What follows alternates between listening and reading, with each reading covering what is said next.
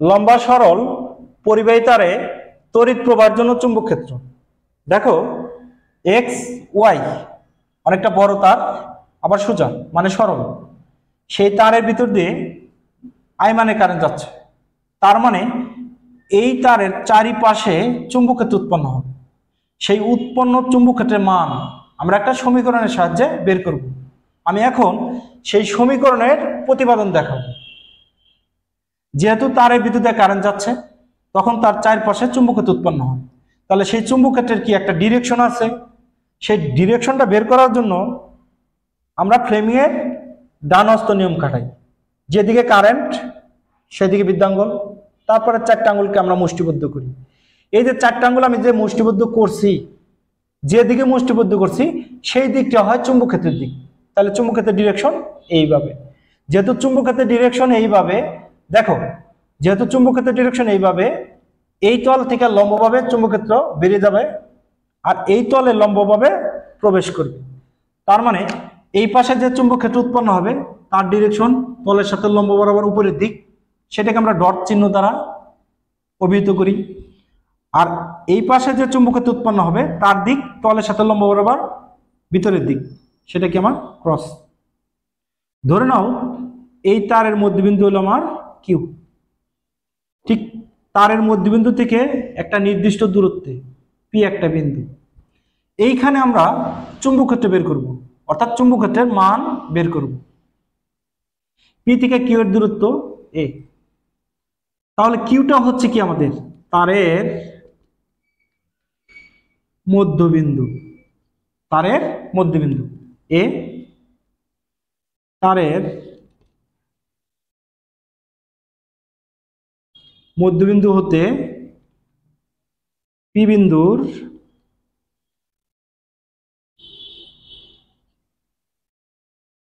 লম্ব দূরত্ব। তারের মধ্যবিন্দু থেকে বাম দিকে একটা নির্দিষ্ট দূরত্বে ক্ষুদ্র দৈর্ঘ্যের কথা আমরা বিবেচনা করলাম।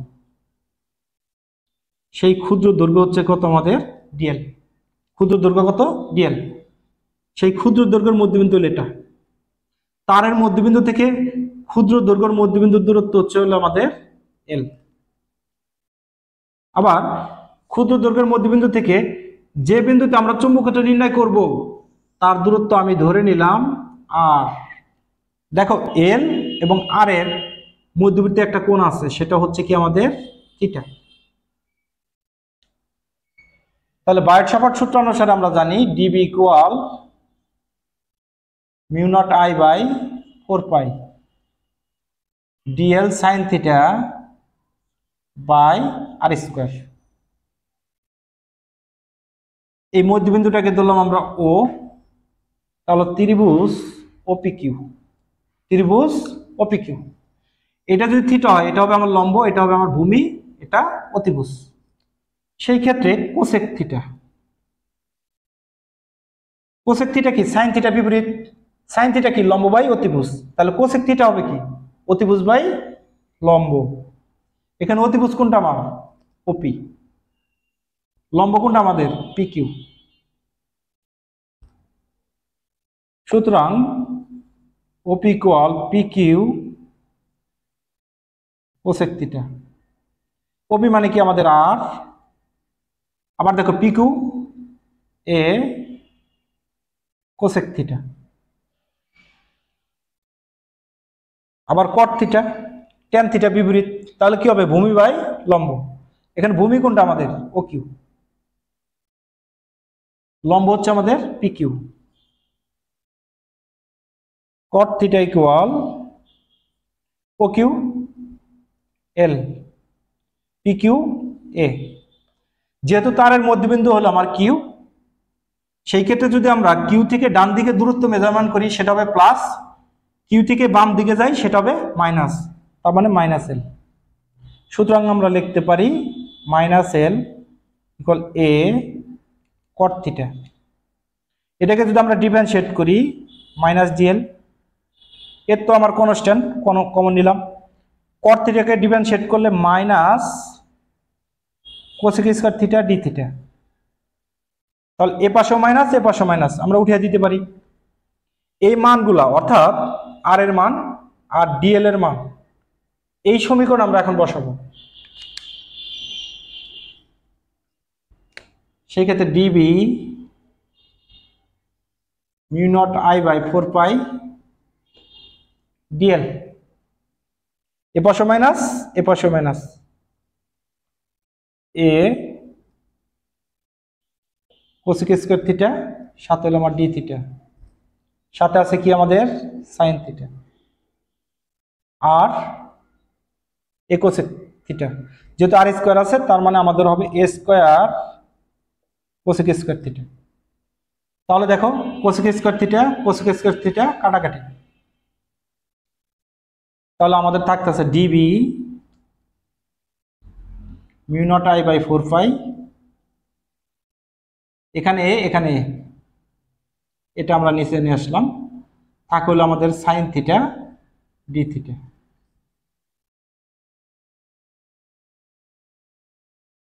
এখানে আমরা একটা বিন্দুর কথা ভাবলাম, এই বিন্দু থেকে পি বিন্দু অর্থাৎ এই বিন্দু, অর্থাৎ একটা বিন্দুর কথা ভাবছি আমরা। আবার এইখানে আমি একটা বিন্দুর কথা বললাম, তাহলে পি বিন্দু থেকে একটা সংযোগকারী রেখা অঙ্কন করলাম। তাহলে এখানে আমরা দুইটা কোণ পাবো। দেখো এইদিকে কারেন্ট যাচ্ছে, তাহলে দৈর্ঘ্যের ডিরেকশন কোন দিকে? এই দিক। আর এই বিন্দুতে চুম্বক ক্ষেত্র আমরা নির্ণয় করব, তাহলে এই বিন্দুর অবস্থান ভেক্টর কোন দিকে? এই দিক। তাহলে দৈর্ঘ্য আর অবস্থান ভেক্টরের মধ্যবর্তী কোণ হলো আমার θ1।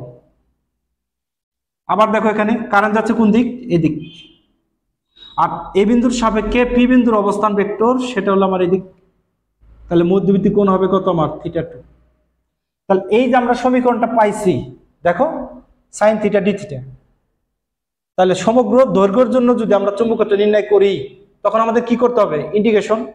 তাহলে সেই কন্ডিশন আমাদের ইন্টিগ্রেশন ডিবি মানে কি? আমাদের B mu naught I by 4 pi a integration sine theta d theta. তাহলে আমাদের মধ্যবিন্দু বলতে যদি আমরা সাম্য অবস্থা ধরি বা সাম্য বিন্দু ধরি, তার বাম দিকে যে কোণটা থাকবে সেটা হলো প্রাথমিক সীমা, ডান দিকে যে কোণটা থাকবে সেটা হলো চূড়ান্ত সীমা। প্রাথমিক সীমা হলো আমার θ1, তাহলে এটা θ1, চূড়ান্ত সীমা হলো আমার θ2।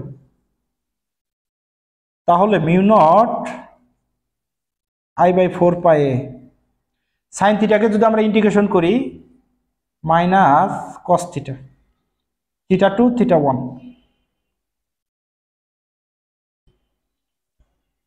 বি ইকুয়াল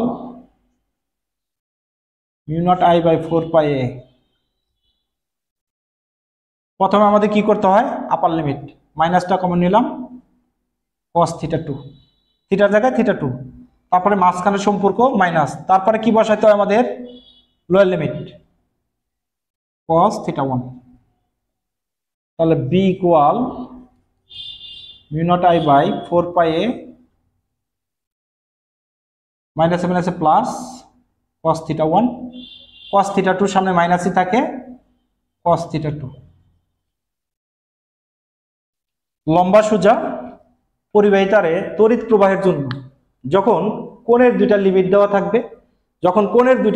থাকবে, তখন এই পাশে অথবা এই পাশে চুম্বক ক্ষেত্র বের করার যে রাশিমালা সেটা হচ্ছে আমাদের এটা। এখন আমরা যদি অসীম দৈর্ঘ্যের কথা ভাবি, লম্বা না ভেবে যদি আমরা অসীম দৈর্ঘ্য ভাবি, সেটাকে আমি আর একটু বড় করে দেখাই। ধরে নাও এরকম এই পয়েন্ট, আবার সেক্ষেত্রে ধরে নাও এই পয়েন্ট। তাহলে কি বিন্দু থেকে বাম দিকে কি? অসীম দূরত্ব। কি বিন্দু থেকে ডান দিকে কি? আমার অসীম দূরত্ব। অর্থাৎ এই বিন্দু আর এই বিন্দুর জন্য এই বিন্দুতে যদি আমরা চুম্বক ক্ষেত্র নির্ণয় করি, সেক্ষেত্রে দেখো তো বাম দিকের দৈর্ঘ্য কত আসতেছে আমাদের? Minus infinity. তখন θ1 ইকুয়াল কত হবে? আমার 0। কারণ যদি এই পাশে আমরা অসীমের কথা ভাবি, কিউ বিন্দু আর আমার পি বিন্দু কি? একই বিন্দু মনে হবে। পি থেকে কিউ এর একটা কিন্তু দূরত্ব আমরা ভাবছি, কিন্তু যদি এই পাশটা আমরা অসীম ভাবি, এই পাশে থেকে যদি আমরা এইদিকে ফোকাস করি তাহলে পি বিন্দু আর কিউ বিন্দু আমার একই হবে। তাহলে দেখো এই বিন্দুর সাপেক্ষে পি বিন্দুর অবস্থান ভেক্টর এদিকে, আবার কারেন্টে এদিকে যাচ্ছে। তাহলে আমার থিটাটা মূলত কার কার মধ্যবর্তী কোণ? অবস্থান ভেক্টর আর কারেন্টের, আর এবং আই, আই মানে কি এল, এই দুইটার মধ্যবর্তী কোণ। তাহলে অবস্থান ভেক্টর এবং এল ভেক্টর মানে কারেন্ট যেদিকে যাচ্ছে সেই দিক, তাদের মধ্যবর্তী কোণ এখন কত হবে আমার? 0। সেই ক্ষেত্রে θ1 = কত লিখছি আমি? 0। আবার এই বিন্দুর সাপেক্ষে এই বিন্দুর অবস্থান সেটা কিন্তু অসীম, তাহলে সেটা কি হবে? অবশ্যই ডান দিকে প্লাস। তাহলে এল যখন প্লাস ইনফিনিটি তখন θ2 = কত? পাই। মানে কি সেটা একটু খেয়াল করো। দেখো যখন এই বিন্দুর সাপেক্ষে আমরা বের করব তখন পি বিন্দু কিন্তু আর কিউ বিন্দু কিন্তু একই হবে। তাহলে এই বিন্দুর সাপেক্ষে পি বিন্দুর অবস্থান ভেক্টর কোন দিকে? এদিক। আর কারেন্ট যাচ্ছে কোন দিকে? আমার এদিক। মধ্যবর্তী কোণ কত আমার? 180। মানে কি আমার? পাই। তার মানে যখন অসীম দৈর্ঘ্যের হবে তখন বাম দিকে যে আমরা এলটা পাবো সেটা হলো নেগেটিভ ইনফিনিটি, আর ডান দিকে যে আমরা দৈর্ঘ্যটা পাবো সেটা পজিটিভ ইনফিনিটি। নেগেটিভ ইনফিনিটির জন্য θ1 এর মান কত হবে? 0।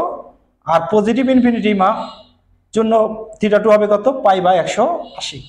এই দুইটা মান আমি এই সমীকরণে বসিয়ে দেব। b = μ0I/4πa। cos θ1 বলতে cos 0 ডিগ্রি, মাইনাস θ2 বলতে কি? পাই, cos পাই, cos পাই বলতে 180। তাহলে μ0I/4πa, cos 0 ডিগ্রি মান 1, cos 180 ডিগ্রি মান -1, মাইনাসে প্লাস।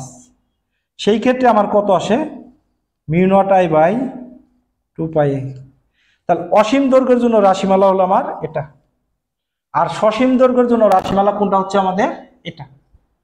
যদি সসীম দৈর্ঘ্যের কথা বলা থাকে আর কোণের কথা উল্লেখ থাকে তার মানে আমার সমীকরণ বসবে এটা। আর অসীম দৈর্ঘ্যের কথা বলা থাকলে b = μ0I/2πa। অসীম দৈর্ঘ্য কিভাবে? যে অসীম দৈর্ঘ্য সরল পরিবাহী তারে তড়িৎ প্রবাহের জন্য চুম্বক ক্ষেত্র, তখন তোমরা এটা বসাবো। আর যদি সসীম দৈর্ঘ্য কিন্তু অনেকটা বড় তখন আমরা এই সমীকরণ ব্যবহার করব।